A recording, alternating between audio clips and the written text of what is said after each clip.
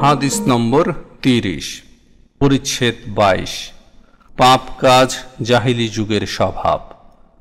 সুলাইমান ইবনু হারব রহমতুল্লাহ আলাইহি মারুর রহমতুল্লাহ আলাইহি থেকে বর্ণিত আছে, তিনি বলেন, আমি একবার রাবাজা নামক স্থানে আবু যর রাদিয়াল্লাহু তাআলা আনহু-এর সাথে সাক্ষাৎ করলাম।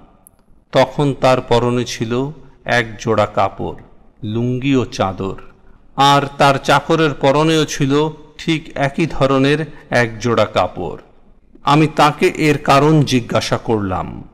তিনি বললেন, একবার আমি এক ব্যক্তিকে গালি দিয়েছিলাম এবং আমি তাকে তার মা সম্পর্কে লজ্জা দিয়েছিলাম। তখন রাসূল সাল্লাল্লাহু আলাইহি ওয়াসাল্লাম আমাকে বললেন, আবু যর, তুমি তাকে তার মা সম্পর্কে লজ্জা দিয়েছ?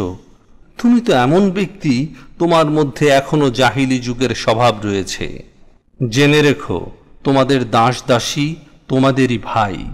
আল্লাহ তাআলা তাদের তোমাদের অধীনস্থ করে দিয়েছেন। তাই যার ভাই তার অধীনে থাকবে, সে যেন নিজে যা খায় তাকে তাই খাওয়ায় এবং নিজে যা পরে তাকে তাই পরায়। তাদের ওপর এমন কাজ চাপিয়ে দিও না যা তাদের জন্য খুব কষ্টকর। যদি এমন কষ্টকর কাজ করতে দাও, তাহলে তোমরাও তাদের সে কাজে সাহায্য করবে।